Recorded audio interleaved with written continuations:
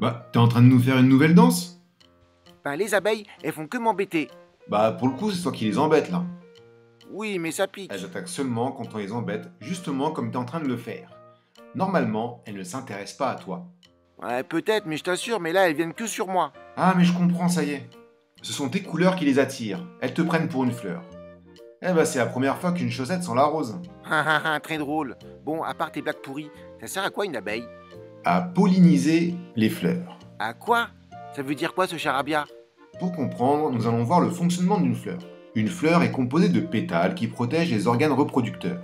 L'organe mâle est l'étamine, qui produit le pollen, et l'organe femelle est le pistil. Lorsqu'un insecte passe par là, il se couvre de pollen et en changeant de fleur, le pollen se pose sur le pistil. Ensuite, le pollen descend jusqu'à l'ovule pour le féconder. À partir de là, la fleur se fane et il ne restera que le fruit, contenant les graines des futures plantes. Ça veut dire que s'il n'y a plus d'abeilles, en plus de ne plus avoir de miel, on n'aura plus de fruits. Ah, d'ailleurs, la disparition des abeilles est une menace bien réelle. Il y en a de moins en moins et l'être humain est en partie responsable. Toujours les mêmes choses, je parie. Pesticides et agriculture intensive. Et tu peux rajouter le frelon asiatique, mais surtout la perte de la biodiversité qui est à la fois une cause et une conséquence. Je ne comprends pas. Une fois pollinisée, la fleur devient un fruit avec des graines. Soit le fruit ou la graine tombe, soit c'est le vent qui l'emporte, soit ce sont les animaux qui mangent des fruits, les graines n'étant pas digérées s'éparpillent avec les petits popos des animaux. Mais ça veut dire que les plantes poussent dans du caca? Oui, les excréments. Beurre, du caca.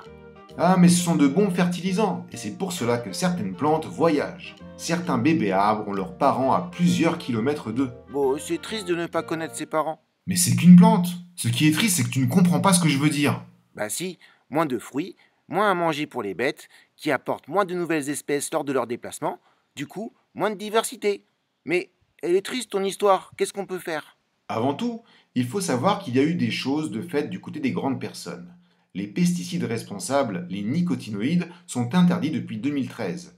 Et de plus en plus de municipalités aménagent leur espace vert en prairies sauvages avec des hôtels à insectes pour que la biodiversité reprenne sa place. Mais toi aussi, tu peux faire la même chose. Nous allons commencer par l'hôtel à insectes, mais plus la partie pour les abeilles. Moi, j'ai décidé de le faire à partir de déchets verts. J'ai taillé un olivier Ah ouais, t'as fait plus que tailler là. et j'ai gardé quelques branches pour faire une base cabane. Pour les fixer, j'ai fait des encoches. On appelle cette technique le mi-bois. Et puis on fixe à la corde. Toute la technique est expliquée en vidéo par JD le Barbu. Bien entendu, fais cela en présence d'un adulte. C'est pas évident de scier. Ensuite, monte ta mini cabane. Et renforce-la avec des branches en diagonale. Sinon, ça va tanguer. Maintenant, nous allons nous attaquer aux appartements des abeilles. On ne le sait pas, mais la majorité des abeilles sauvages ne font pas de colonies ou de ruches. Elles sont seules et ont besoin de trous faits par des insectes dans du bois pour pondre. Mais comme il n'y a pas de branches qui tombent dans nos villes, eh ben, il faut leur faire une petite place. Pour cela, prends une bûche et fais des trous à la perceuse. On peut faire un autre style d'appartement avec des tiges creuses ou du bambou. Attention, il faut qu'il y ait un fond. Il faut couper au niveau du nœud.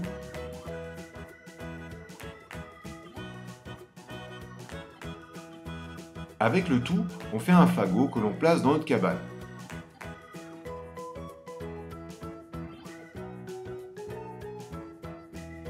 Ensuite, cale ta bûche sur ta cabane. Et voilà, notre cabane est finie. Ouah, c'est trop d'art. Mais qu'est-ce que c'est que ce langage? Bah, c'est trop bien. Et c'est un jeu de mots avec le dard des abeilles. T'es trop vieux, c'est pour ça. Ouais, moi.